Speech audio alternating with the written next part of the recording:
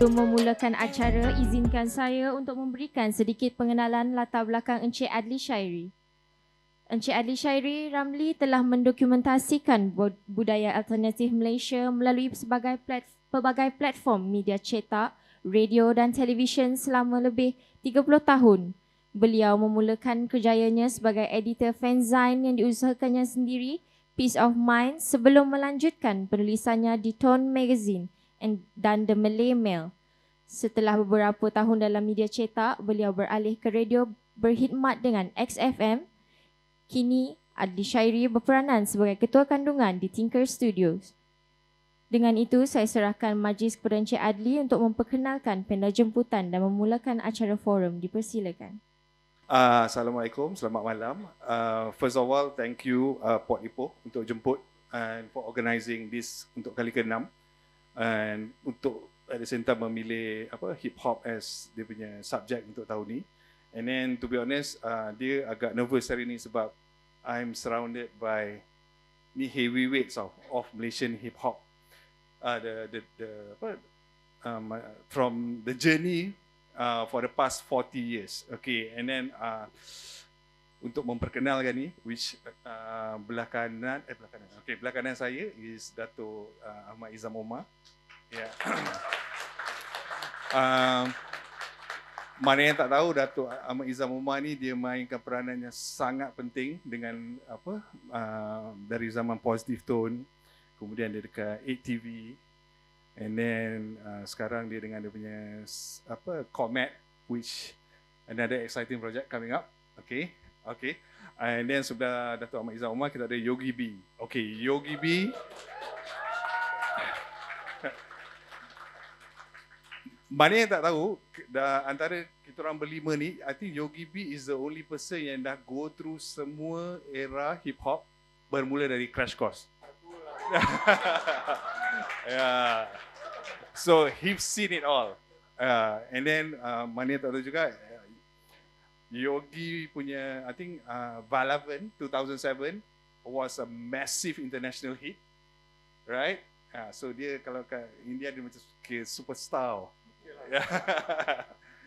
Okay, belah kiri saya kita ada April Kwan. April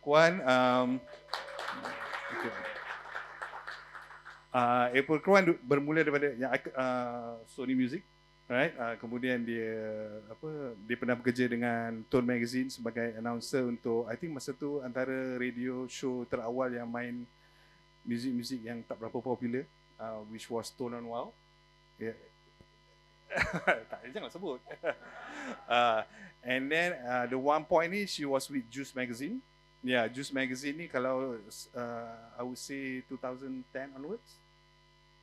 You go there since 2002. Yeah, daripada 2002 ni Juice selepas tak ada Tone Magazine, Jang and Clue, Juice Magazine was the magazine yang cover mainly all the hip hop punya scene. And then of course kita ada YB Ultimate.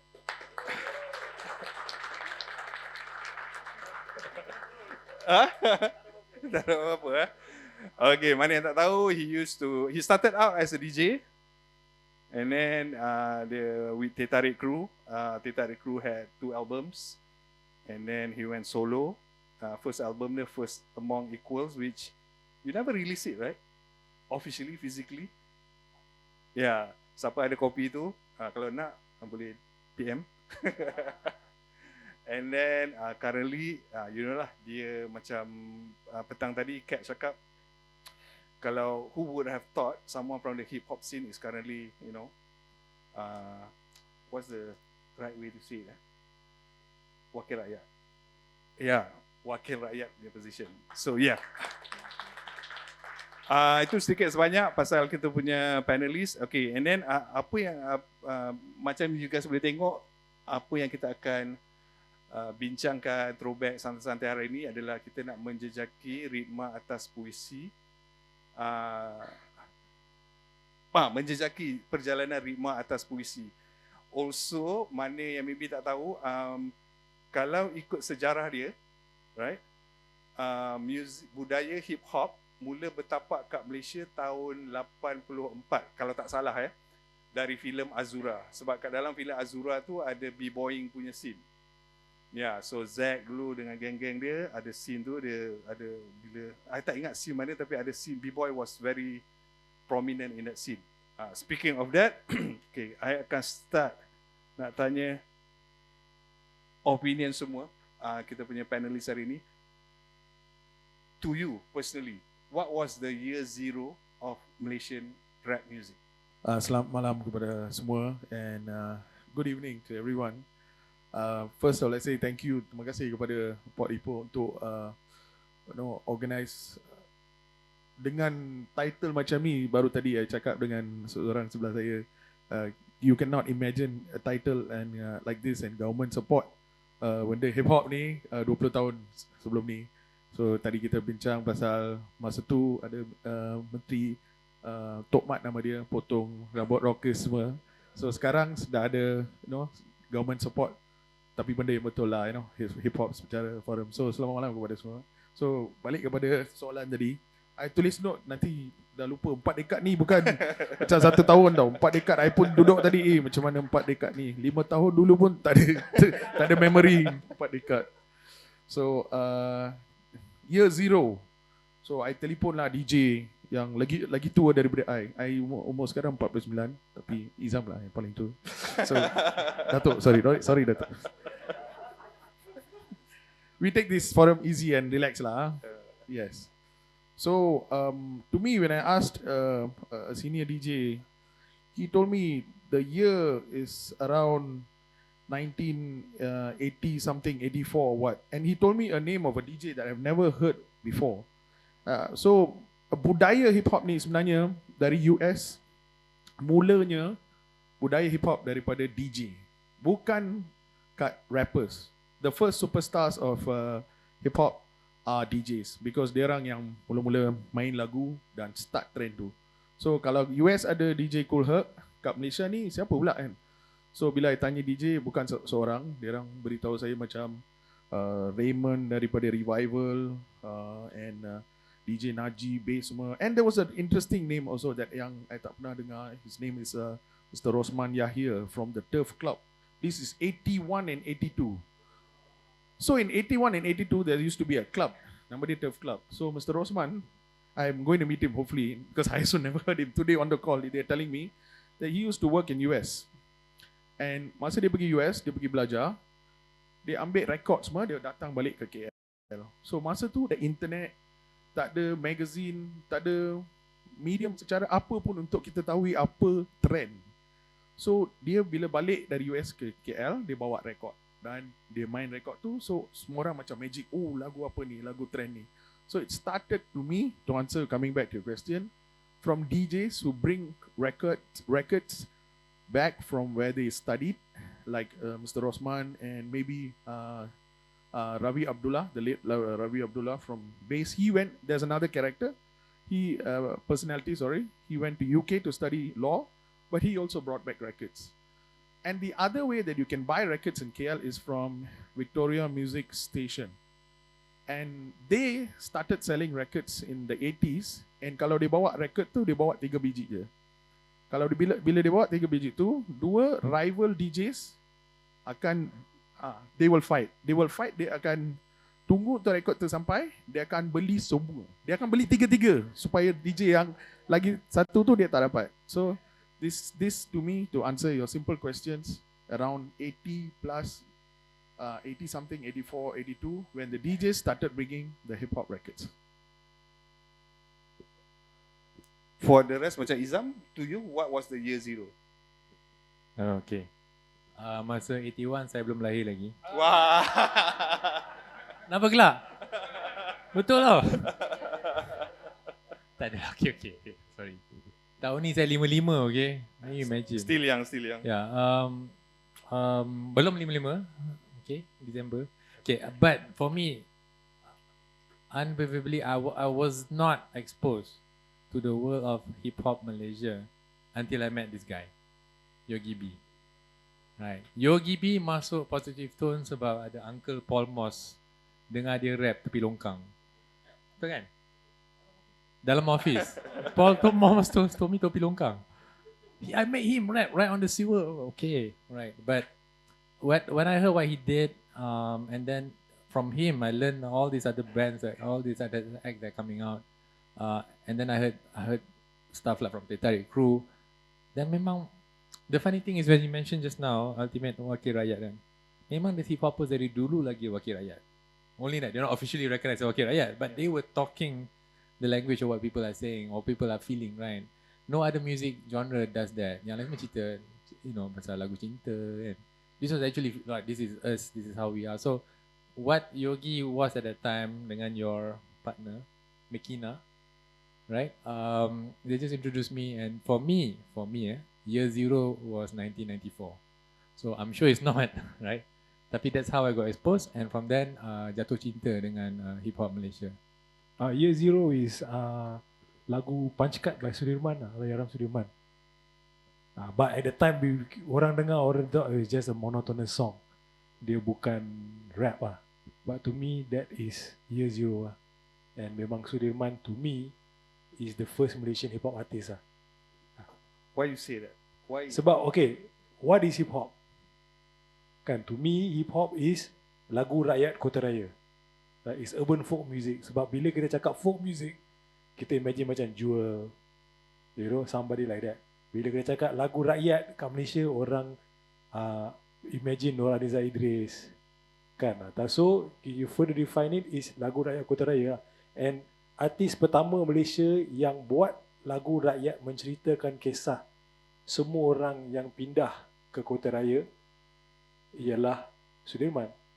Right? Sudirman tulis lagu untuk orang yang pindah kepada the 3Ks. You know the KKK? Malaysia got KKK, no? KKK, Malaysia. In the 70s, orang pindah kepada the 3Ks. Klang Valley, Kinta Valley, Kuantan. This is the first 3 urban areas. So siapa yang buat cerita pasal diorang, semua kehidupan tu dia jatuh cinta dengan gadis kilang, dia balik kampung, dia is all the stories. Kalau you look at dia punya, even dia punya cover art pun memang cater to these people.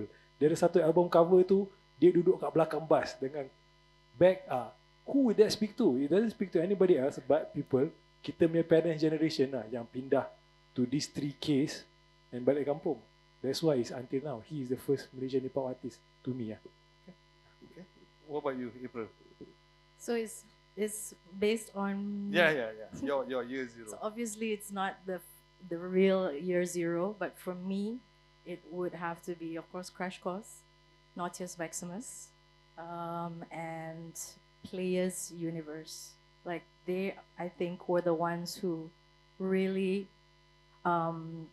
brought the DJ element to the scene, and it was so big then. Sorry, can I speak English? Boleh kan?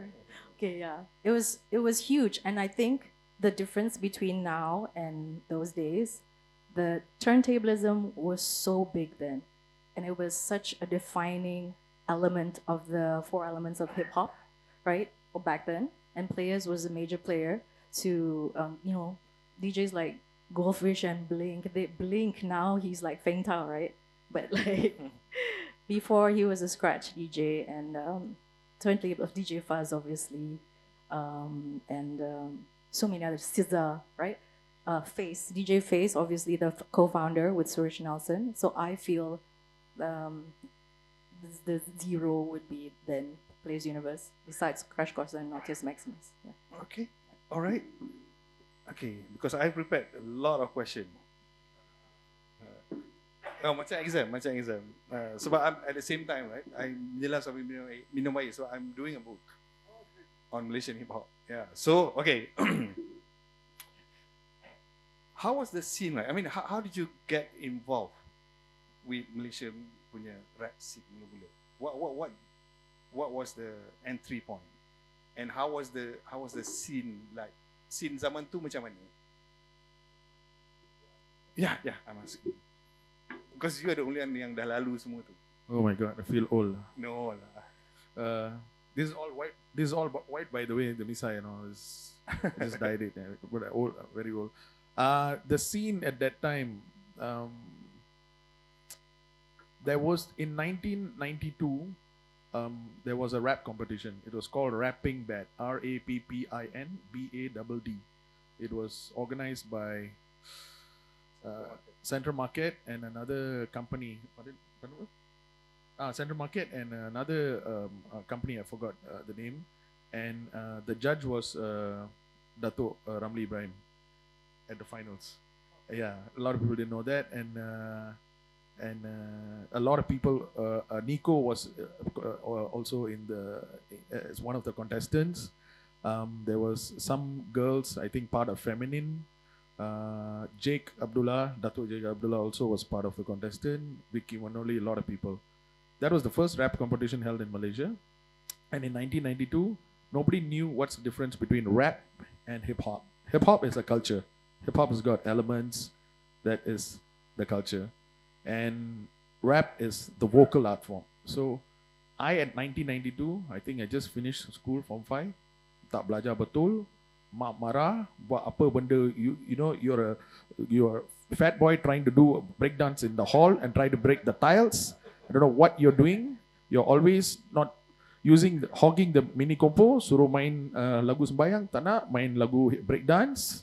Masa tu pergi join rap competition. So this rap competition, to me that year 1992, you won't believe how weird it is. Kepada semua, kalau I nak bagi you penggambaran macam mana zaman Kota Raya, kat scene Kota Raya sahaja, it's crazy. Masa tu ada satu trend dia orang pakai vest tau. Jadi you pakai macam baju biasa tapi pakai vest tu warna hitam tapi ada batik. I tak tahu you orang pernah nampak tak benda ni? Pernah? Ada orang ingat tak? Ada. Masa tu dia orang dah kreatif sangat tau. Tapi itu identity Kota Raya kita. You know, you got Malay, Chinese, Indians, you know, and it's so much. Malaysia is very beautiful. So at that 1992, I think I got into the scene through the rap competition, and then slowly I started going into clubs. And why I went to the clubs is not to party or drink. Is because masa tu you want to listen to the coolest music. It's played by the DJs in the clubs. So I went to the clubs, listened to the songs, and then started to know a lot of people. Masa I jumpa Nico in that time, he was just wild. Nico the rapper, he's wild. Nico is wild, Kampung Baru boy with all the dancers. And masa tu, in 1992, Nico brought the B-boys. Dude took spray can and did a flamethrower, boss. Boom. These people were like, what is this? And I would say he's wild. Like, no, in that scene that was when you're like 18 years old, you see this, it's like, wow. So all that happened to me in that era. So to me, 1992, roughly, that's how I got into the scene. But before that, I was just rapping. But proper scene into it in the streets, 1992. 92, right? So how did you get involved with? You were involved with Crash Course somehow, right? Yeah. After the Rapping Bad competition, dia orang jemput saya masuk dalam kumpulan Crash Course. Tapi masa tu manager dekat Crash Course, dia orang punya offer tak beberapa bagus, you know. So we pulled out. So temporary we were in Crash Course. The only time before that I was rapping in 1991 was this thing I never said to anybody before, but I've got the photos. Was a friend called Bilik, whose grandfather is his name is Tan Yulai. His grandfather is the one who built Tan Yulai Garden. He called me and said, we want to go and save Penang Hill. Can you come along and rap with us to save Penang Hill in 1991? So I went with 3-4 other Malay rockers. So I'm in a train going to Penang Hill, and we went to do the performance. After that only I got to know that these 4 guys are Eka Matra. So Abang Pachai is like a very good friend from that day to now. So I've still got photos of him. And that's the only time I know I rapped on it. The first performance I did was in Penang Hill with Abang Brother Pachai, the lead guitarist, vocalist, and this one. And I've got photos of that. That's how I started on stage. Okay. Then the recording part? Recording, after that, I got an offer to write lyrics for a I think she would be the first female rap artist in Malaysia, which is Nana Nurgaya. So Abang Azman, no, Abu Hassan. Abu Hassan, Azman Abu Hassan. I was just talking about Abang Adnan. I went to EMI in my school uniform. Masa tu pakai baju sekolah pergi EMI. I think I don't know whether Sudirman was alive that time, but the A&R was Abang Azmi, and then Fauzi Mazuki, Abang Fauzi Mazuki used to have composition suite there. I masuk macam budak blur, you know, and then I used to see Ella posters and all that. I went in there and sorry, where did you ask? What did I ask? Recording part. The recording part is when Abang Azmi, who's the EMI A&R, told me that they're doing an album for Nana Nurgaya. Can you write lyrics?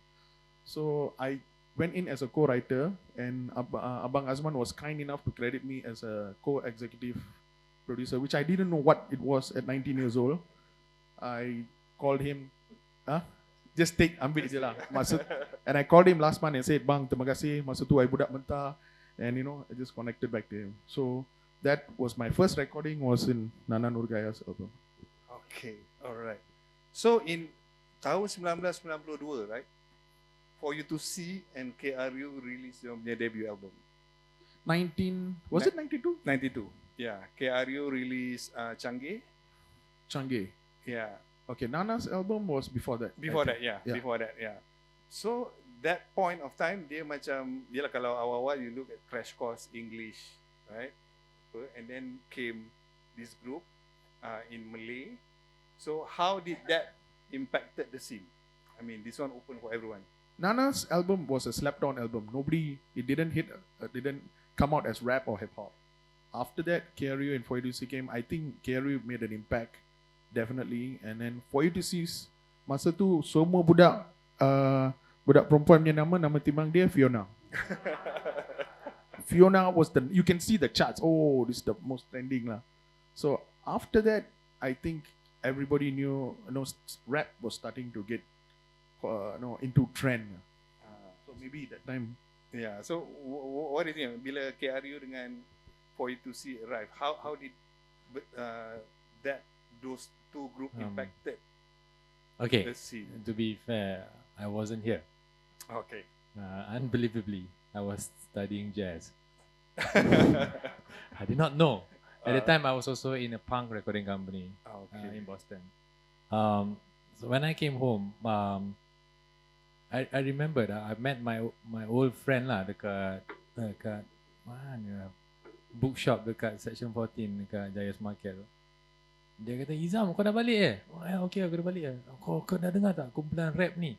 Which one? KRU kan? Kau kenal kan? I did not know.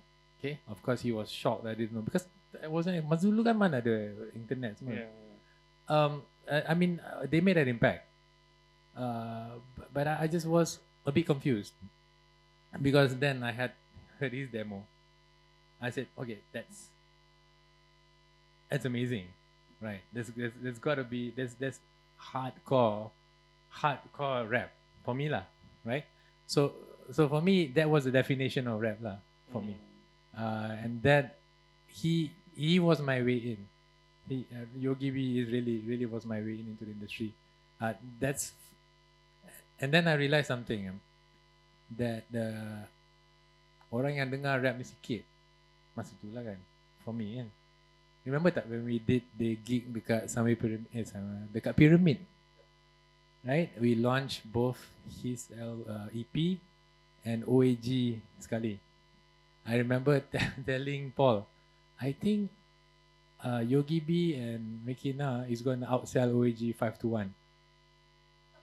Boy, was I wrong. OAG outsell them 30-1 because the underground at that time was called alternative, no such thing as indie. Music scene was huge, besar, sangat besar.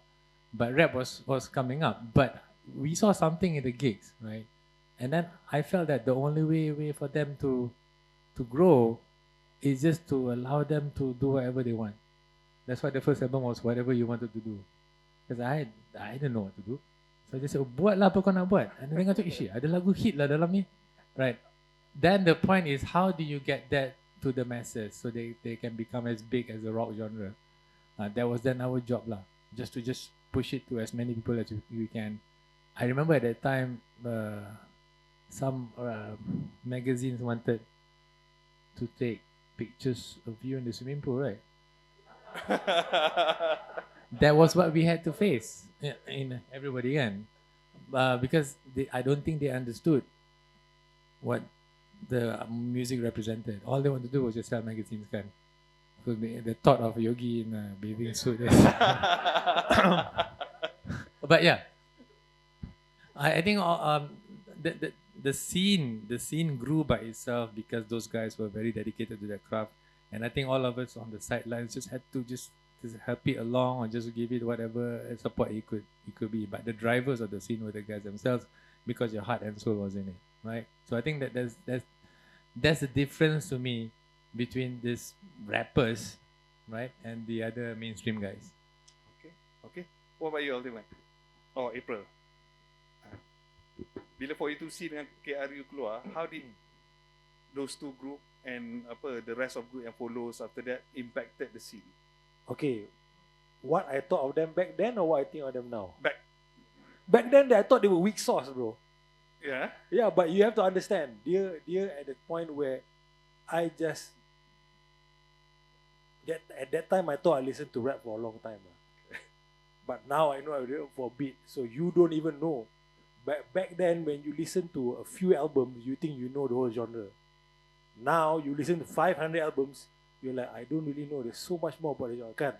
So at the time, my North Star was Public Enemy and Two Live Crew. So apa-apa KRU buat ke, for you to see buat, I said, what is this? This is watered down. You know? But you know, orang boleh cakap, oh, they open the door. Some people say they don't open. At the very least, the credit you have to give them is maybe they unlock the door for everybody else. Like it or not, but at the time memang I look down like, apa, weak, you know, kan? But what to do? Diorang buat lagu pasal Fiona, aku tengah dengar lagu pasal, they're talking about, oh, you know, because of our race, kita punya heroes, will never put any of our heroes on a stamp, you know. They never put, they say things like, radio stations don't question my blackness. They call themselves black, but we'll see if they play this. Kan? So, tak boleh lah, you know. But they this one, they opened the door and I had a long talk with Edri. You know, last time I thought you guys were weak. You know, but respect lah, you know, because you guys got it right. Because diorang came with merchandise, you know, and then diorang punya even diorang punya performance ada tiered pricing, kan, kalau nak main tapi kalau nak sing lah ada, kan. So bila you get into, when I got into like music entrepreneurship and all that, I'm like, wow, these guys did a lot of things. They set the benchmark. At the very least you got to give them that they unlock the door. But if you say, you can argue they open the door also. So impact diorang memang besar, sebab you kena bagi, when you introducing a new genre, you're introducing a new format, you're introducing a new product or serving into a market, you must serve them with a watered down product, very very watered down first, and then slowly you increase the macam potency or whatever. So betul lah tu, he's right. Okay. Macam dia cakap, cannot. So was there like macam, because Crash Course in their album New Jack the Street Beat, dalam liner notes tu dia ada tulis something tau. Yeah, they wrote something, tak tahulah, just to share. They wrote something dalam liner notes tu. Liner notes ni CD inlay, buat yang tak tahu. Dia tulis, okay, you don't have to say you are a kumpulan rap unggul to be a leader. Yeah. So adakah kewujudan KRU dan 4U2C tu was not welcome by, you know, those who, you know, the English side of the Malaysian rap scene? Yeah. Oh, sorry. No? I think for you to see and KRU when they first came out, like how Ultimate said, they were watered down, right? When you have a rap or a hip hop identity, you've got to understand what the seni is about. If the seni is about the streets and where you come from and the story, I guess like how YB was telling just now, Ultimate was saying that, the great Sudirman was very much rooted to the story of the people, the social context. So when it there was not much of that culture of what the rap that you see from the States that you could not see much in for you to see or KRU, meaning it was not, how shall I say, very very artistically based around the vocal prowessness, you know, when it came out. Maybe it came out pop. So the word pop and hip hop were on two extremes. Yeah, I think that's the best way to say it. So if you come out popish, they will say you're not hip hop. And you must understand that I don't think so either both of them made hip hop the word the catchphrase. You can't find it in their songs during, you know, KRU or for you to see. The word hip hop only came out really in your face, saying this is hip hop, not rap. Anybody can, you know, rap, and that's the pop part of it. When it came out hip hop, I think when Nordius Maximus, Poetic Emo, you know, and all the other groups under Positive Tone, Too Fat, and all that, we used that brand hip hop. So rap is a vocal art form, and hip hop is the culture.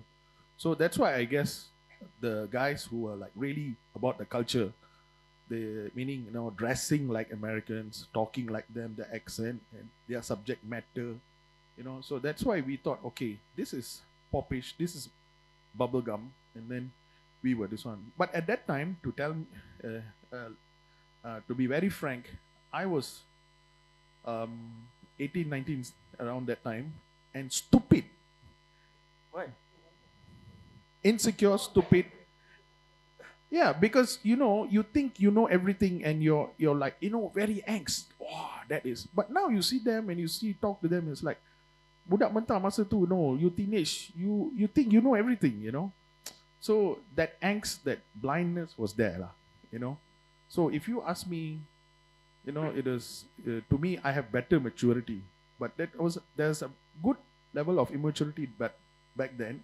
But benda tu kepada semua genre dan dalam semua bidang memang macam tu pun. Kalau you teenager, you memang 50% bodoh, 50%, you know, terbebus, you know.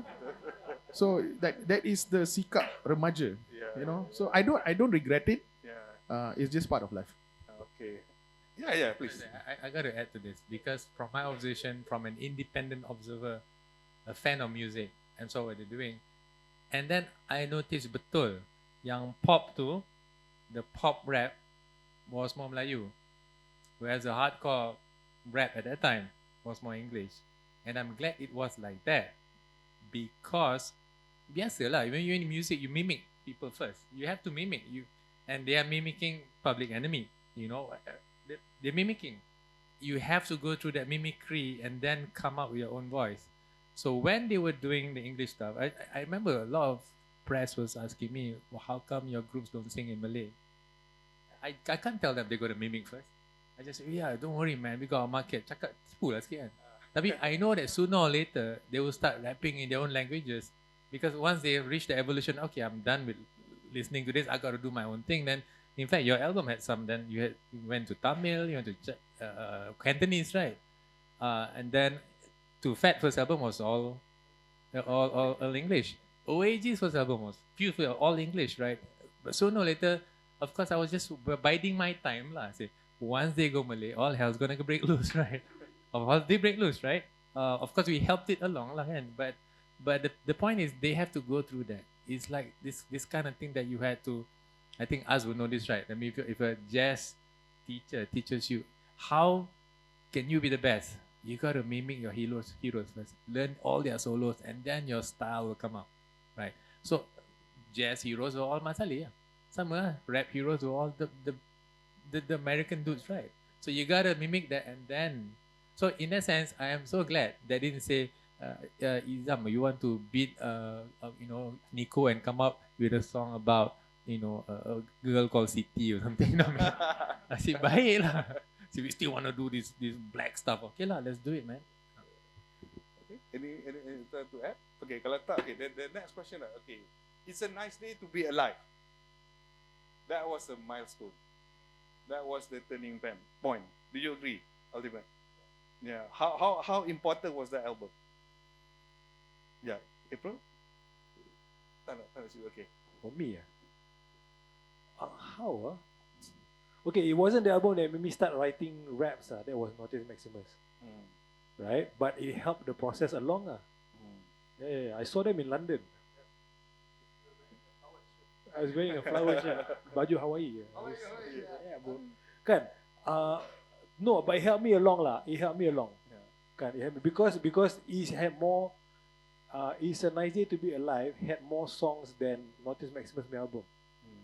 Kan? So again, macam Notice Maximus dengar macam, okay, then I think I can do as good as this or better. And then somebody kind of outdid them in terms of maybe quality is subjective lah, but quantity diorang lebih. So lagi open lagi the door, like you know, like and then diorang boleh sampai London macam, okay, it became more and more possible lah. Macam kat AJL aku tengok Mi Uncle Hussein menang. Sebelum tu aku don't dare to dream a hip hop song can be in AJL. When I saw Mi Uncle Hussein, I'm like, hey, you know what? Maybe this is possible. So it further the process lah. Okay. Yeah. April, anything to add to that? Okay. So Izam, that album, would you agree yang macam kalau tak ada It's a Nice Day to Be Alive, technically, right? We won't have a scene. I don't know about that. I don't know about that. Yeah, but album tu memang sangat merungsingkan minda saya dulu. Because this guy was mixing as he was recording. And then after every verse, he'll stop and let me mix it first. I'm like, how can you mix when you're recording? Because he just wanted the sound to be exactly like how he wants to hear. It still does that. See, we haven't changed. Lucky the studio was ours. Imagine kalau kita rent studio tu, memang nak pakai. But because of that, I think that had to elevate at least the sound quality that comes out, because he was mixing as he was recording. So in terms of sonic quality, I believe it was up there, right? In terms of highly compressed, right of your speakers kind of thing, right? It was out there. In terms of the songs, like Ultimate Subject, it's all subjective, but of course, as the record company guy, I loved everything he did. Right? I'm not lying, bro. I love him.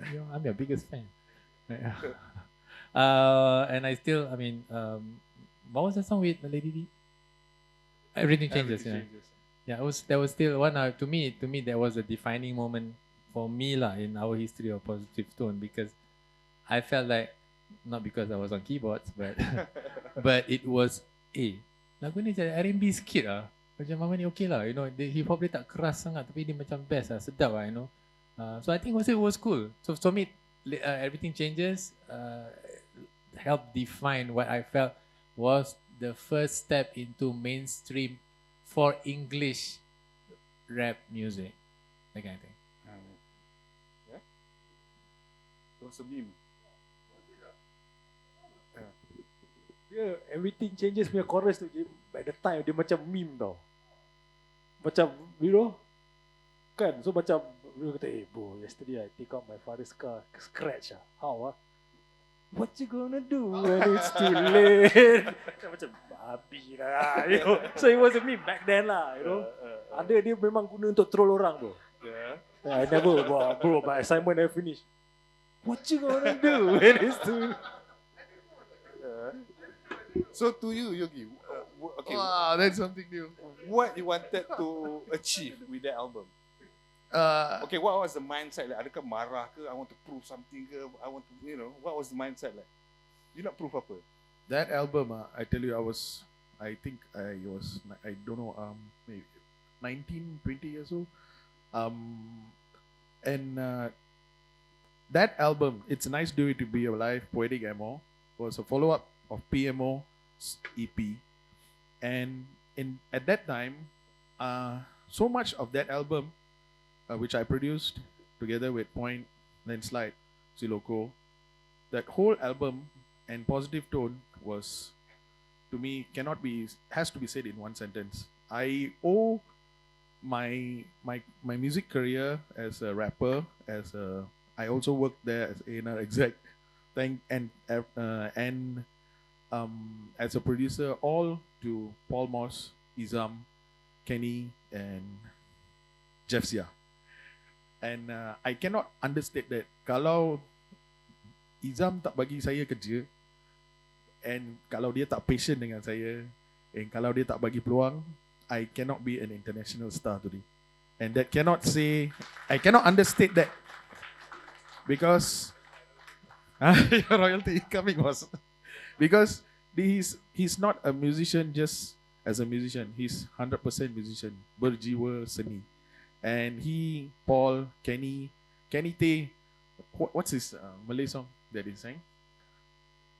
Ku Petik Bintang-Bintang. Amazing song that Kenny sang, that his own legacy. And Positive Tone gave us an opportunity to do this album. Now, if I was any other record label kan, dia orang dah lama tendang saya dah keluar. Kerana dia orang tak akan tunggu penerbit ni buat lagu mixing sampai 2 tahun. Lepas tu tidur kat lantai studio. Lepas tu tulis tak tahu music, tak tahu chord. Belajar kat sana. Paul masuk, marah saya, tak tahu guna sampler, tak tahu disket. Lepas marah, sayang pula tu, dia tunjuk. Dia tunjuk saya, for 1 year, the man taught me everything. And then, double degree, MBA and Berkeley. Very humble person, never says anything. Jangan panggil saya Datuk, panggil Izam juga. This kind of character masuk. Tanya dia, it is really happen. I tanya Izam, I tengah main benda ni untuk peluru petis. Lagu rap Melayu, And then, how is this, does this fit not? Dia tak ajar saya pasal muzik. Dia beritahu saya. Sampai hari ni, I guna advice dia bagi. Dia cakap, if it sounds good, it's right. If it doesn't sound right, then it's something wrong. So that till today, he goes by feel. So it's a nice day to be alive. Why I picked the title is because as a Malaysian rapper, working in, and also producing this song with 4 rappers, Izam, Paul in the studio, one thing that I take this snapshot of me, this situation that I am, and then you go to US. Oh, bam, bam, damn, all that, angst and I'm going to kill you, these gangsters and all this stuff, right? This whole energy that is there. But at the core of hip-hop is about representing where you come from and what you are. So I thought, okay, I'm in Malaysia, peaceful country, everything happening, it's a nice day to be alive. So that's the title. Till today, I think I got that foundation right. Because wherever I go, I'm berterima kasih lah, that I'm in Malaysia and it's a nice day to be alive. Tu pasal cover dia, KLCC, 4 guys, not trying to be black, not trying to be gangster, because I told myself, I still remember sitting down in Positive Tone, macam mana kita nak hantar message ni? Because kalau betul-betul you hip-hopper, you kena faham seni ni is about identity you and that message has to go through. So, and I made the decision, I told the boys, guys, we have to rap in 4 languages. 3 pandang aku, kau gila. Dalam English pun kita dah macam, tak larat. Now kita kena challenge, all these rappers now. Macam mana nak buat 4 languages? But I told them, if we do this, only then it will be a Malaysian hip-hop album. Kalau tak, it won't be Malaysian. And my Chinese partner point, dia cakap Melayu memang it's all the Chinese 100%. So the way he I'm Ipoh, he's Ipoh Mali. I said, never mind. Just try it, right? Kat studio kita boleh try. Because you have to put your identity on a stamp. Because kids are going to follow us. And that album you buy on Carousel today is 400 ringgit. Because it's part of a history that's stamped there with 4 languages. Yeah, you're thinking of reproducing it, right? I just saw your face. I got demo cassettes in my house of that album. Oh, you got demo cassette? Thank you, boss. That's why boss is good in business and we are not. So that it's a nice day to be alive. We tried our level best.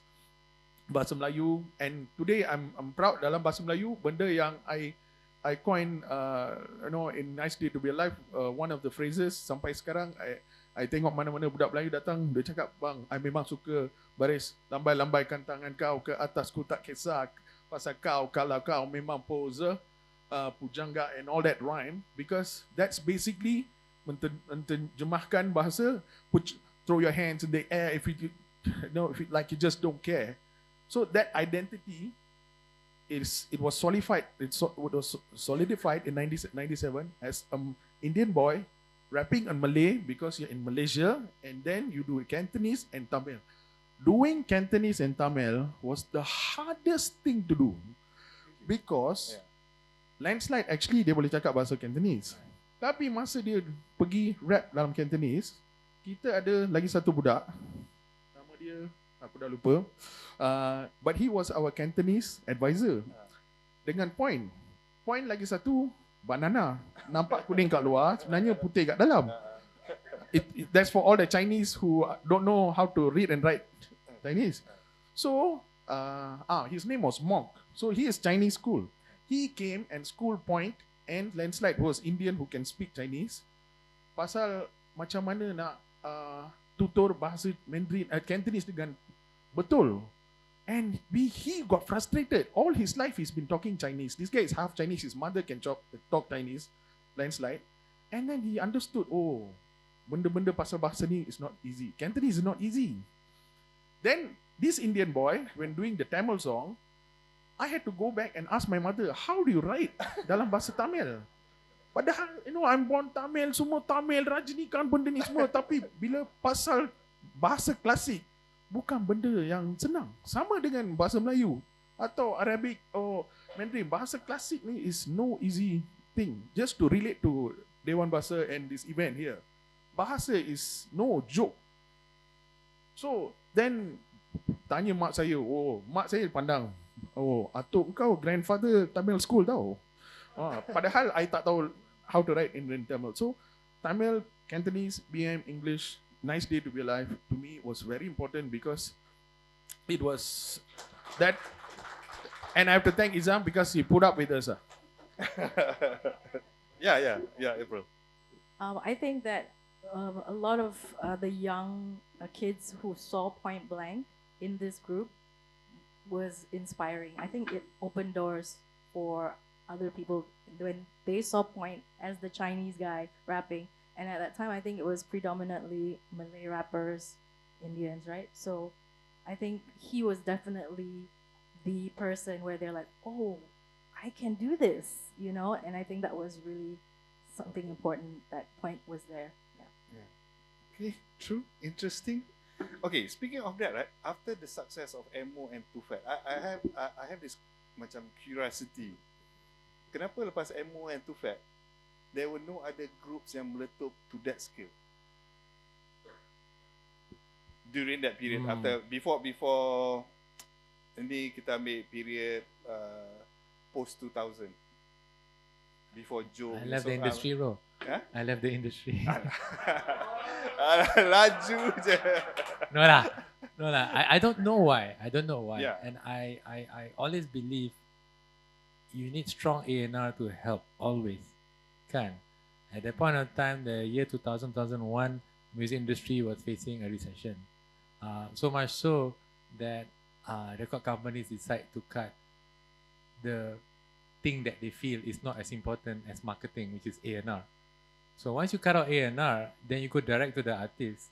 You get a lot of good stuff amongst garbage, right? So what record companies do is just the distributor just throw something on the wall and see what sticks.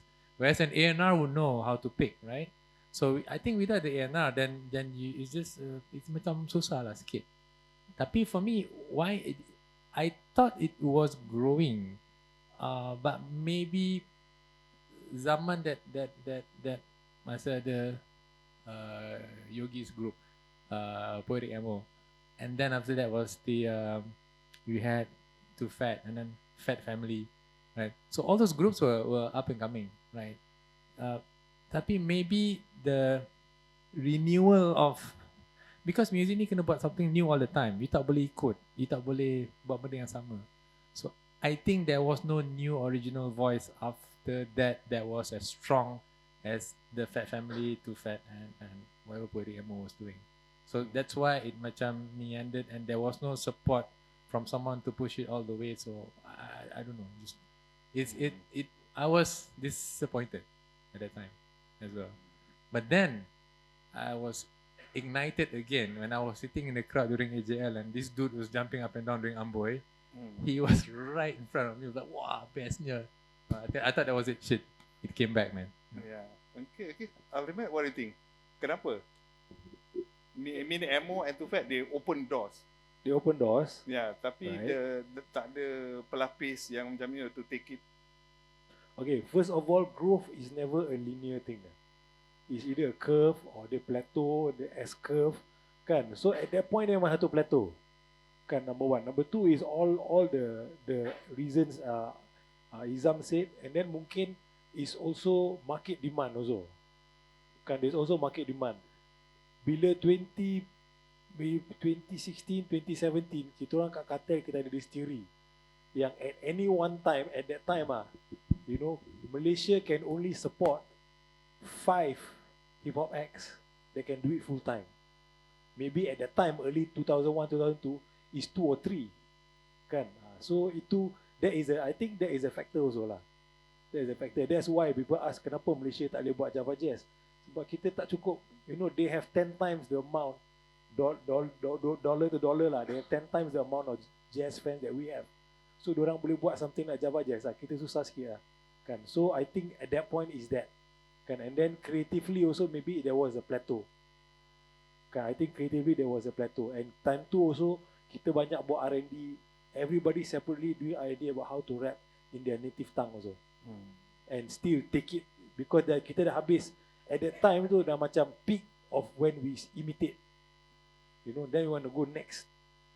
Kan? Next. And then another reason is when we talk about it, especially when you're talking about Too Fat success, one of the thing is diorang wrote storytelling songs.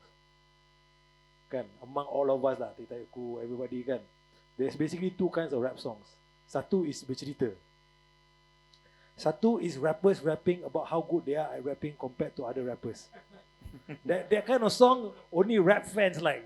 Kita dengar macam, oh gila babi lah, dia bantai, dia better kan. So kita punya market, kita suka storytelling songs. And the first few acts to figure it out kan is Poetic Emo into Fat lah. Time tu kita all still, I'm rapper, I rap better than Fig. Fig talking about she rap better than Nina. Nina talking about rap better than me. Okay lah, all your fight lah. And don't sell records lah. Because the average listener dengar, okay, so kau bagus. And then what?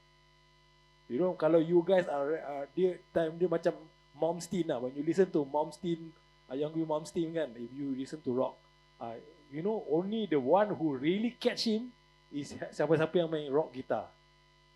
That's it. So these are a few factors kan. But there was definitely a plateau in terms of songwriting kan. And then macam hujan all came, and then after that, because at that time masa Poetic Emo and Too Fat tu, they were going through a plateau. Kan, dia punya song, and then when they figured out move to the next level of songwriting, that helped lah bro. Okay. So speaking about native tongue, right? What prompted you to work with Nachat to put out Valavan?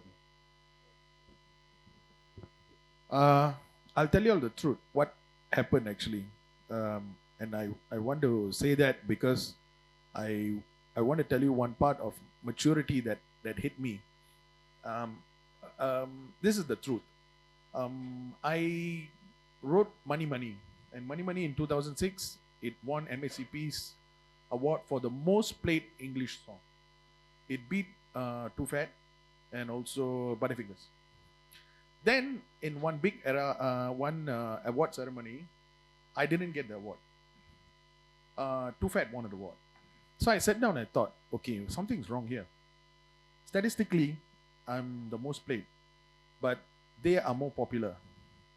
Then I thought, okay, there's something wrong. Is it the system? Is it biased? Then I realized, no, it's economics. It's the market. So I understood in Malaysia, the scene now has embraced, and you must understand in the beginning, they were the Malay, Chinese, Indians in the hip hop scene, but majority it was the Malay community in all the hip hop crowd, the gigs, the starting, because the Malay kids love music, and I had so much of Malay fans, and I still remember, and I loved that because that Mohibah element was crazy, bro, And then when this shifted, I understood, okay, they are really connecting. Tufat really connected with the Malay community because there was a relevant thing, Anak Ayam and all their culture. So they represented majority of that space.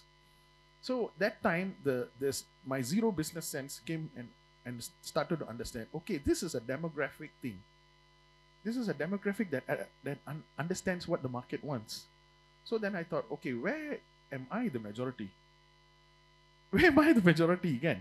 Because they connect, the majority connects to the majority. So I thought, okay, how about India? How about Tamil Nadu? So I thought, okay, whatever I did in Poetic Emo, why don't I do that in Tamil, full-fledged Tamil album? Because masa tu tak ada Tamil hip-hop. The word Tamil hip-hop did not exist in 2001, 2002. So I took all the knowledge from Positive Tone that I gathered from Poetic Emo, from understanding all these groups, and thought, okay, masa tu India mentah. Tak ada indie scene. Zero. And that was the year 2001, 2002. There's no indie scene. And I just put a pin drop here. In 2001, 2002, there's no indie scene. Tak ada A&R di India. In 2024, they are a huge giant. So maybe YB, you can talk to and see how we can come up with our own strategy to put Malaysia back, in the map. Because at that year, we were in front. We were ahead of this scene. Because when I went to India, I saw no rappers there. So for me, I thought, okay, I must come up with a rap album because I saw India's gonna come up, in a big way. Because this giant is just going to slowly move. They had a lot of problems there. And when Yogi B Nachatra album came out, it was hard also. Because forget about India. I bawa single, ni cerita betul ni cerita betul. I bawa single first single daripada album Yogi B Nachatra, nama title album Relevant. I bawa single pergi THR Raga. I bagi dia lagu. Okay, dia tanya, ini apa? Ni single daripada album.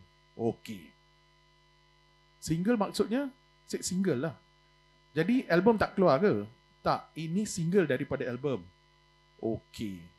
Jadi dia satu lagu saja. Tak, ini single daripada album. Dia orang tak faham konsep single.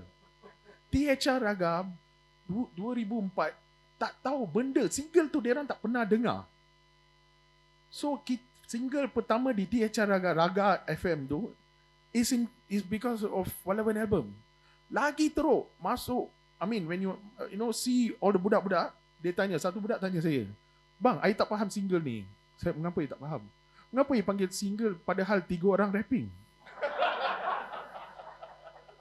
Bayangkan, kepala I pecah. Boss, I'm telling you, the kids, that's how the Indian scene was. Dia orang tak faham benda single. So single, lepas tu album in 2004. They didn't understand, 2004, 2005. Then album keluar, and masa Walawan keluar, pecah, industry, the scene of the Tamil music. Because 1990 was the price for album. Kita keluar RM25. And then, whatever I learned from, our scene is what I brought to the Indian scene. Then, that's what I wanted to emulate, to bring Tamil hip-hop somewhere. And it was a continuation of what I did in Poetic Emo. Which you achieved. Which successfully with a lot of blessings from good people, the fans. Whatever I learned from Malaysia, wherever I go, sorry I'm talking a bit too much, benda yang saya belajar di sini, di Malaysia, is where mana-mana I pergi pun I bawa bendera Malaysia juga. Tapi I tension je lah, kita kebelakangan sikit, padahal India sekarang dalam terbubus. So I want to catch up, and hopefully we can do something up, because I think when I spoke to even Wolf who's Spangy Fungi, he also told me that the rock scene also was far ahead from Indonesia at one time. So I always am a bit sad of that I still have hope that we can get back our momentum. I just got to add because I had no idea how big he was. I know he was big, not in size, but I didn't know how big he was in the Tamil speaking scene because I had a chance to work at Disney recently, and then my Disney colleagues found out that I knew him, right? And on Zoom, they were I think near to tears. You know Yogi B? How is he like? He's always late. You know, if you need to come in at 4, you tell him it's 1 o'clock. Anyway. But and then they will start. They were like, "Can we meet him? Can we meet him?" I was so surprised. So I was very happy that he's. Actually, I was very happy and sad because they call him the father of Tamil hip hop. So I'm sad because if he's the father, then I'm the freaking grandfather.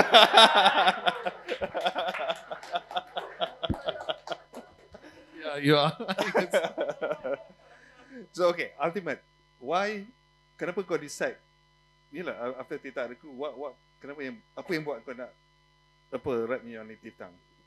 Okay, selamat. Tak, you want to ask me why I go solo? Dah. I was jobless. Itu semua native tongue, tahu. okay, native tongue, okay. It's dia, okay. First of all, you tak boleh compare dia apples dengan oranges, kan? Dia macam you dah puas main kat satu playground, suddenly you play another playground lah, kan? So now you have 2 playgrounds or 2 formats to play in. So why not? Kan? It's also partly a demographic thing also. We know that. It's partly an innovation or creative thing also. So it's a bit of both lah. You know, creatively is okay. You done, you this one you dah master, you go and play something else. Kan? So it's not fair. Macam kadang orang cakap tu, you know, you patutnya you rap in BM earlier. You know, you sound better. Yeah, I sound better because I built my basics here. Kan, you tak boleh cakap macam tu kan. Sebab tak puas. Time tu tak puas pun. I had no interest. I'm like, okay, ni rapping in Malay, ni rapping English. Okay, ni letak tepi dulu. Aku nak main dengan ni dulu. Main. You wait. So is that lah. Is that. It is that. But you notice not the full cycle. 1992 KRU tu, and then in 2008 Malik, 2005 Ali Fikir drop dia punya full Malay rap album, which was benchmark at that point of time. Benchmark.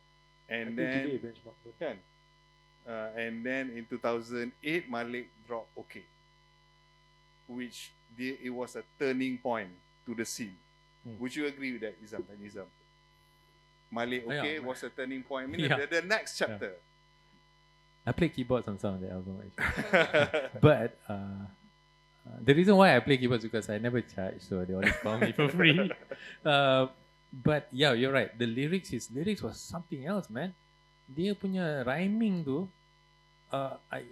it was so poetic. I don't know. Usually rhyme at the end, right? He was rhyming in the middle. Multi-phonetic rhyming. I don't know what you call it. Multi-syllable rhyming, which is wow. How do you even think like? And it still made sense.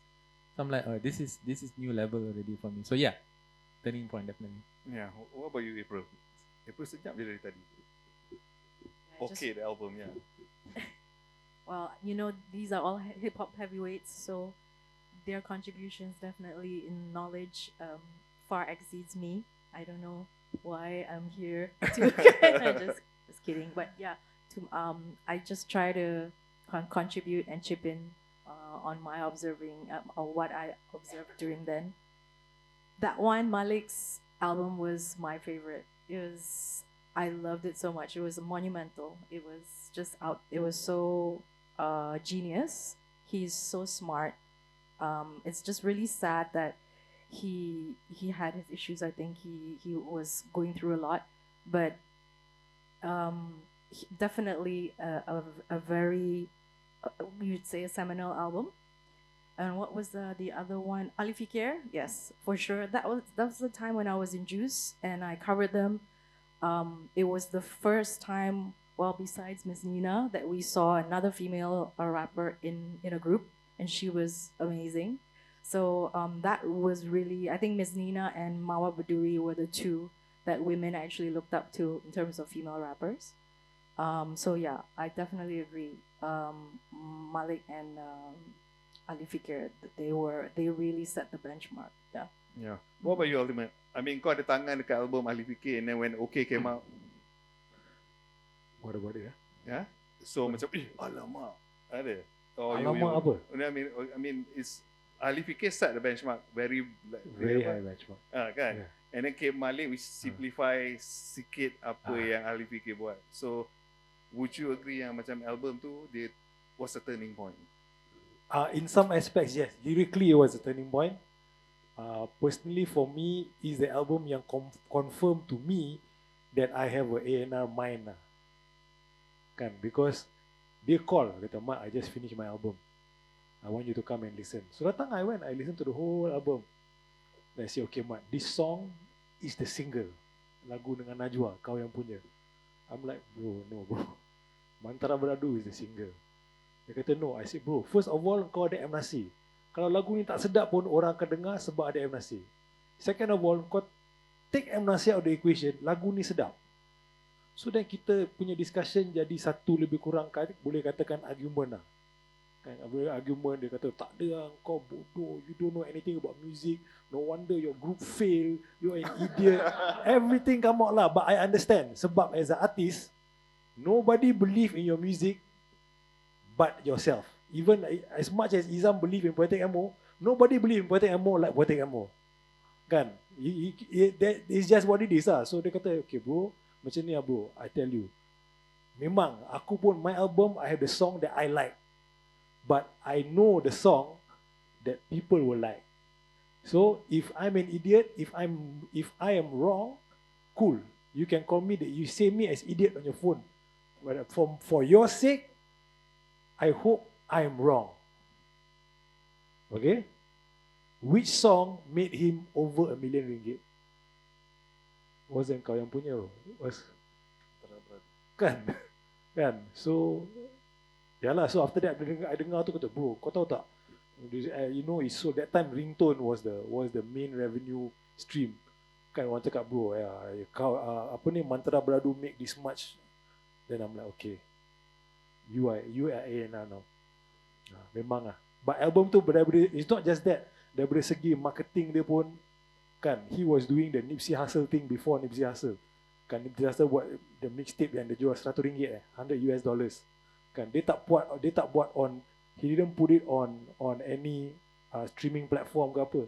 Dia jual direct to consumer, only to his core fan base. Even now he's doing it, kan. And another untuk orang yang nak jadi entrepreneurship semua, another person who always do this just cater to his core consumer is No Saleh.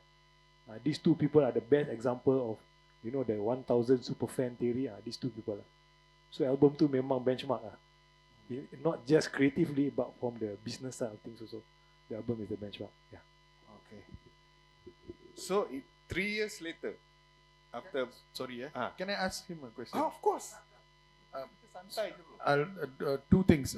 One about the business model that he mentioned was, I got a call from the producer for Malik's next album to to do something. But when I asked him what's the business model, you keluarkan lagu ni macam mana, Spotify. So masa tu lah dia beritahu saya dia akan jual CD, and it still works. So he was like, that business model is amazing and inspiring as well. So the question I want to ask Ultimate is, kalau ada banyak-banyak nama rap group ni, untuk saya, rap group Poetic Emo I like very much because I'm very proud, I like the meaning. But kalau I jealous pasal satu name of a rap group in Malaysia, it would be Teh Tarik Crew, because that is so Malaysian. You go to a black guy, US guy, Australian, you cakap, what's the name of your rap group? Teh Tarik Crew. Dalam nama tu sendiri, kalau you nak jelaskan, you dah beritahu apa Malaysia is all about. Teh Tarik Crew. So I want to know how you came up with the name. And another member in the group, Miss Nina, and another bro, what's Taufik, he was called a particular name, right, in the scene. Can you say some? Huh? No. Another name that people used to pearly him,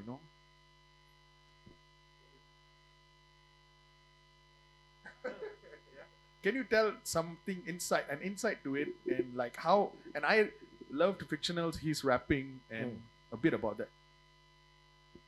Okay, Teh Tarik Crew is where we saw hip hop going. Because all around the world you drink teh. Right? So what is Malaysian? Teh tarik Kan? So that is pretty simple dude. It's just that. So why didn't you pick a gangster name or like some? Because die we don't want to be gangster. Kita orang, I mean, kita tak dengar a lot of gangster rappers. Kita dengar macam De La Soul, you know, A$AP Rock, all this macam. So kita memang, kita rasa time tu like, go back to that being insecure kan. So we think we listen to a better level, a higher level of hip hop than the rest of you common people. So kita nak jadi edgy Jadi okay, we go as far away from gangster as possible. Teh Tarik Crew. So bila you sebut nama group you dalam scene tu, ada orang kutuk tak? Nama Teh Tarik. Of course, kita kena kutuk tu, kita kena kutuk bila you rap in English also, you don't rap with American accent. Kan? And then after that, bila orang dah, you know, we become more mature music listener, dia kata, bro, Teh Tarik Crew was a damn good name, bro. You know, so yalah. And fictional, people call him Bangla. Because actually he has his heritage, dia punya warisan dia ialah daripada Bangladesh. He's actually Bangladeshi. Yeah. That is one Bangladeshi who is part of Malaysian hip hop that I think deserves credit. Because and he was very good. I still is amazing. Even in the creative industry, they contribute to our nation's GDP.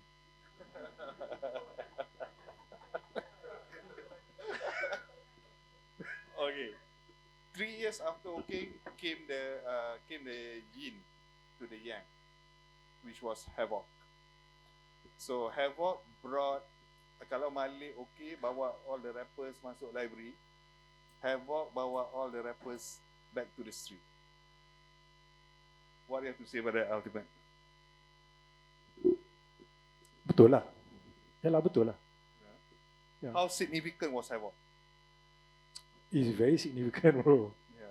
It's very significant. It's, how to say this? Okay. Tak ada album rap kat Malaysia yang buat aku goyang. In my ability. None. Okay, I don't care who you are. Your name is too fat. Your name is Brother Emo. None. I mean, no disrespect Ali Fikir all never you know. The only one that made me, okay bro, you need to step up your game because this guy is going to catch up to you was Joe Flizzo's Havoc. Why? Because I think it was going to bring two reasons. Number one is like a shift. You can see the shift coming, right? Number two is dalam kata punya roster tu, my album was supposed to come up after Havoc, but I finished my album first. Kan? So I'm like, okay lah. This is the one that's gonna fuel me out of this plateau to the next plateau lah. Kan? So what did I do after that? I did Amboy after that, bro. One reason was Havoc ni kalau Mamat ni tengah catch up, dia dekat dengan aku ni. So if you want to be this one, you still want to stay ahead, you better bring out your best work lah. I have a CDR version of the album, bro. Sama. And different track listing. Bro, this track listing doesn't work, bro. It's not the first one, it's not the last final track listing, but it didn't work. It's a very weird. Since you have access, right? Early access, right? First time kau dengar, what was the first thing yang kau nampak? Not as a rapper, but as someone yang, you know, as an audience. As an audience, I'm happy that he found the groove. Like in my opinion, album President tu he didn't find the groove yet. It was close, but he didn't. This one he was just sitting in the groove. He was just there. Dia dalam, to me is flow state. You know what flow state is? You guys know what flow state is? Flow state ni, there's this one scientist dia cerita pasal flow state. When the challenge you face is at the same level of your skill, is the sweet spot. You know? Kan? When you are in the flow state, you are in the groove, in the zone, people call it, and you are so engaged, you tak perasan the passage of time. That album, I think Joe was in flow state lah. And dia satu benda as a creative kan, when you are there is dia macam suspended, and I don't know what it is lah, but it's it's a very nice place to be in. It's very addictive. So you constantly, if you achieve it, you will try and find a way to get there or to be there as often as possible. I think that one is Joe punya flow state. Izam, Gila, anything to add? Just one word. When I first heard Havoc, catchy gila. Yeah, that's all. It was catchy. As is it gonna be a big hit? It was, it's just extremely catchy. I said this will get the mass and the urban. So I'm like, perfect. He did it. Yeah. But lyrically, tu macam cakap, macam lyrically Malik punya album dia bawa orang pergi library. But Havoc dia bawa orang back to the street. I don't know about street, but they brought orang menari, yeah. I just want to get up and just let's move to the song, man. Right? Yeah. Malik makes you think, like, wow, this is smart, right? Yeah. The guy makes you groove. So I like the way he used groove because that was perfect. The song was just perfect. What about you, Yogi? Your thoughts on What year was that? 2008? Sorry. No. 13. 2013. 2013. Yeah, 2013, Bollywood. So in 2013, I was not in the scene here.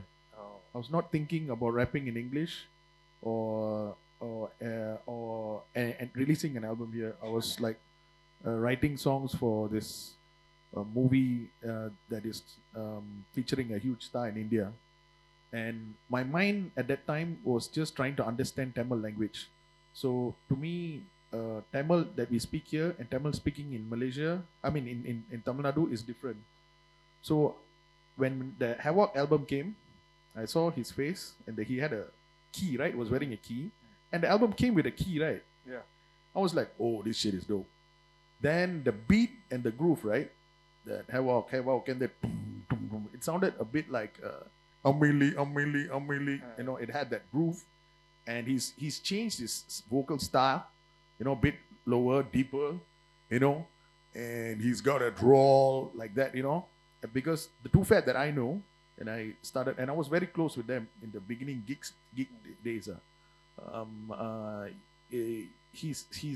His drawl and his accent, everything changed, but he brought that magic into the Malay language and the English language. So I think, you know, that was hooky, is what, you know, both of them said. It was hooky, you know, it was addictive. And I thought, okay, this is a banger. But you know, but also the genius of the packaging to put in a key. I always wanted to put a key in an album, you know, but you know, I'm learning through the businesses of what Joe, Malik, and you know, a lot of other guys, you know, in the scene do. The business element is amazing. Yeah. Okay. Anything to add, Ipoh? I think with Havoc, Joe finally, you know how with artists, when you want to find a hit, and it's the right elements that make a hit. It's always has to be catchy. The groove is there. It's something that people want to sing over and over again, and it just sticks in your head. And I think he found that with Havoc. Yeah, that's all I have to say. Okay. Yeah. So my next question, my second last question, right, before we wrap this up. We have milestone. Kita ada banyak milestone, right? Poetic Emo punya first album, and then you have Too Fat, and then you have yang milestone album ni dalam konteks bila album tu keluar, they change the landscape, right? So looking at the two, I think the last album that changed the landscape, right, to whatever that we have now was Havoc, and that was more than 10 years ago. Does that mean kita punya scene ni dah fully matured, or we have hit a plateau, from your opinion? Oh, I just think nobody's brave enough to try something different. That's the issue lah, you know. Because it's a long gap. Yeah. Every 3 years you have something that change the course of the scene. No, but Amboy being the hit on TV and and Joe Flizzo winning AJL also, those were actually, to me, also changed the industry for being even more mass lah. We are talking about creatively. Yeah, creatively. Yeah. But this is not just for hip hop, right? I noticed a lot of pop productions and normal song productions all sounding the same nowadays. And I think it's because they don't mix as they record. But also, the software that you get right now is so easy to just play something and it comes out and just re-record, right? that people don't take the art of twiddling everything there. They don't produce the arrangements. So it sounds like everything sounds like it comes from some button that says top 10 hit, boom, okay, then I rap under it. I don't think that's right because you're not really a producer. You're just like packager. So I think JD would know what I mean, right? Every sound, every beat needs to be produced. If you hear the great songs, whether it's rap or hip hop or rock, take away the vocals, right? You know what song it is. But nowadays, you take away the vocals, you have no idea which song it is because all sounds the same. So I think producers need to be more educated, understand the history where it all came from, and then improve on it to the future. Because I think people forgot that in the creative content, you kena buat benda yang baru selalu. You tak buat benda yang sama. Buat benda sama memang cepat mati lah. Could lack of competitiveness to be a reason? Lack of competitiveness and easy fame. Because once you're, I mean, I sound like an old fart lah, but you put on YouTube and put social media, right? Kawan-kawan semua kata, best lah you get that thing. Aku dah best lah. So everybody semua, aku dah best. So nobody rises to the, you know how hard it was for these guys to get a hit on radio. Because it's not, you have to sit in front of a DJ, wait for him to whatever, just get him to play, and then, so you have to work hard for it. So fame is easy. 50 minutes of fame is too easy right now that you think it's easy. So you put a lot of garbage out there lah. So we are I think artists need to suffer. They do, in order to make great art. So I think we need more suffering. Okay, true. What about you, Gil? What are your thoughts? On Yeah, I mean like on why we are yeah, stuck at a plateau, yeah, right? Yeah. Sunny has already lost its significance in this today's very fast technological world. The soul of art is already lost. Today, you ask a Malay rapper, a Tamil rapper, a Chinese rapper to pergi tanya budak-budak rapper Melayu, kau beri saya definasi puisi pantun dengan what's the other one? Gurindam. Gurindam Syai. How many percent do you think you'll know? True. They won't know because they are not focused on art. They are focused on virality. Tak kisahlah aku puisi ke pantun ke apa, asalkan dia hit. Matlamat saya nak lagu hit. Saya nak views. Saya nak trending. Itu matlamat dia. Bila matlamat you bukan seni, you will definitely come to a place where it's a copy and paste. Because dunia ni semua copy and paste. Whatever is happening in US, triplets, hi-hat, 808, copy, datang sini. Copy, datang sini. Bahasa lain. Bahasa Tamil, ada rapper Tamil dengan rapper Melayu, same flow. Because diorang ikut apa yang US buat. So something, they don't understand what seni is, what art is. When you don't have jiwa seni, you akan jadi produk virality, dunia moden yang is just chasing speed and numbers. The numbers must have value. And today's numbers are this. I like this term that they use, vanity metrics. Vanity metrics. Today I can say I'm one of the most streamed Malaysian artists in Malaysia. But does this make me better than P. Ramlee? No. Does this make me better than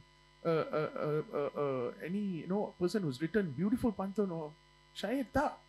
So we are living in a vanity metrics world that we are not telling our kids, the next generation, stop, come back to what really makes value. Because, and why I come back to your topic, because this is what Korea did. Korea said, no, I want you all to understand what this art is. You pergi US, you belajar daripada sifu diorang. That's how K-pop was made. It didn't happen just by chance macam tu. Diorang duduk, strategize, put money, hantar budak. Because anyhow, the value, nilai, is back to seni. And I think I've lost that. Humbly, I'm saying that. Anything to add, Ultimate? April? And I also feel like because it's a very single-driven market these days, everything is like, okay, one song, drop, streaming. And then plus the ADD culture of the Gen Alpha now, I think, yeah. So everyone just like is very carpe diem right now. It's like strike when the iron's hot. Just just do something, make it hit, make money, and leave. Because you're so forgettable, right? There's so many artists out there nowadays that you just can't remember who's who, right? There's so many compared to like when when we were listening to music on CDs, we could remember the lyrics, the songwriters, everything, like the inlay, we could hafal all the lyrics and everything. Now it's like, who's this again? Or what I don't, so it's like, it's become so saturated that I think there's no time for creativity, or they're just too lazy. I think it's also laziness, and they rather just, I'll just do what someone else is doing because it's easy, instead of really soul searching. And because of the ADD culture and social media, I think they have no time to really sit with themselves and find that creativity within them and that wisdom. So to them, it's like, you know what? I'm just gonna go the easy route instead of really like finding themselves. I think that's the thing. You gotta really know yourself, right? And you gotta really find out who you are as a person to put out really good creative work. And that takes time, and that takes a lot of soul searching and a lot of inner work that you need to do, which not a lot of people want to do. Ultimate? Yeah, it's just that you all are old, that's all. You all expect them to measure using your metrics when they have their own metrics, and you guys don't want to measure using your abang punya metrics. You just want to do your own thing. You guys want to rebel, and then you're upset when the younger generation want to rebel against you. Cannot lah, bro. Kan? Why did we rap like 90s? Don't want to rap like the abangs, because the abang rapping all weak. The 80s is weak. Why? Because the 80s also think that you 70s rappers weak. It's the same thing. Cannot. They have different metrics. They have different ways of consuming. Itu je. So they are measuring success. Maybe they are making music at a different frequency from us. They are at a different station. We all BFM already. For want of a better word lah. Like, bro, they play Too Fat on Light FM. That's how old we are, bro. No, okay. Tak, betul, no. Diorang is different metrics, bro. Everybody got different metrics. What is Yogi's metrics? What is my metric? Right? Kan? Because last time, when was this? Maybe 2014, 2015, dengar Amandra like to provoke people, no? Amandra, bro, all the hip-hop kids say you're not as successful as Joe Flizzo. What do you say about that? I say, what you define success? And they say, Joe got this one all, but you, I say, it's different metrics. I say, Joe, this one, I see Joe in this one, but you still riding a Myvi. You have a #1 song already. You done Myvi. I say, yeah, my Myvi is paid up. But but then all these people, I say, I don't know them. Let them think whatever they want. They tak ada, because I have a different set of metrics, bro. Kan, why like this? Dia kata, then your song now say, I said, bro, you go and call David, ask David, the top 5 best-selling songs on Cartel. 4 is ultimate songs, bro. Whoa. Bukan nak this one lah, but that's their metric. My metric is different. She kata, then how, bro? What you spend on? I say, bro, you want to see what my kids eat or not? This is how much I spend on groceries every month. I said, bro, you balling. I said, yeah, because I have different metric from Joe. Joe is not a family guy. I'm a family guy. It's different metrics. So kita kena always remember that whatever generation, like before us or after us, they want to have their own thing, bro. So they are operating at the level that we have to respect and we have to try to understand, bro. It's just a different level. It's different lah. Kan? Okay, going back, the question was, are we going to see another Yes. album? Yeah. Yes, but maybe they improve in such a way that we don't understand anymore. Alright, cool. Like like my manager, Yasmin was saying, Mark, you need to hear this song. This rapper, this song. I told you, it's blowing up. I'm like, nanti aku dengar. It's wrong, bro. Malam pagi. Then I said, nanti. When I heard it, right, the content of the song has got nothing to do with me. It's more closer to my kid who's going to reach the age at the time, But I'm thinking, bro, if I'm 23, this song is talking about my life at 23. Kan? So it's just different metrics, bro. Okay. They is different. They are different. Kan, memang they don't have time to this one, self-reflect. But at that age, they are more self-aware than we are. At that age, same age. Okay, cool. Alright. Dah panjang lebar, kita dah terbabas more than half an hour. So, to wrap it up, if hip-hop was a person, Malaysian hip-hop rap music was a person, right? Each one of you, what would you like to say to them? If hip hop was a person, Yeah, Malaysian hip-hop was a person. Malaysian hip hop was a person. Dia ada depan ni. Oh, Kau nak cakap apa lagi? thank you for giving me a career lah. Yeah. First thing lah. Because I, apart from getting the opportunity to work in Positive Tone, now today it's my career. I've got a record label. My wife who's here is my business partner. I'm going all around the world. Just came back from Switzerland, then Chennai, back to here, then probably Toronto next year, and still going a lot of way. And everything that I do is because of Malaysian hip hop. If it didn't happen here, I won't be doing this. And first thing is terima kasih, and wish you the best moving forward. And I would say Malaysian hip hop to stay away from drugs, gangsterism, anything negative. Keep the identity real, and it's a nice day to be alive lah. Just that, and I always am thankful for it lah, because I'm 100% Malaysian artist, you see, and there's so much of potential here. I wish the next generation the best, and not to stay within Malaysia, to export, because we are unique, we are very talented, there's nothing that we can't do lah. That's it. Izam? Bayangkan dia ada depan ni. Bayangkan. Okay, Malaysian hip hop. I hope you're gonna produce something exciting, because next year I'm going to launch my record company.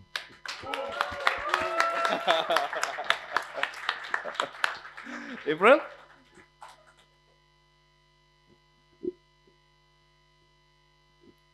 Good job, Ahmad. Good job. Carry on. Wow.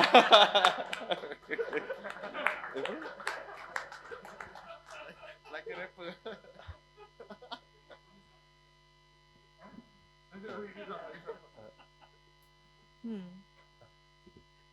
I think, like you were saying, the self-aware kids, I want to see those kids come up. In the future, songs that are socially conscious or whatever, that really gets people to think and gets people to sit up and listen. And the kids these days, they have the power to change. Like, look at what's happening in Gaza and the movements there. So I really want to see that in hip hop. Yeah. Okay, dengan itu,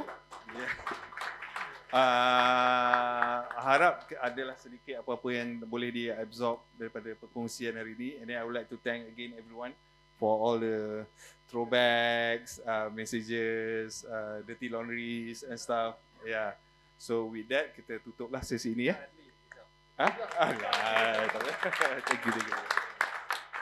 Thank you.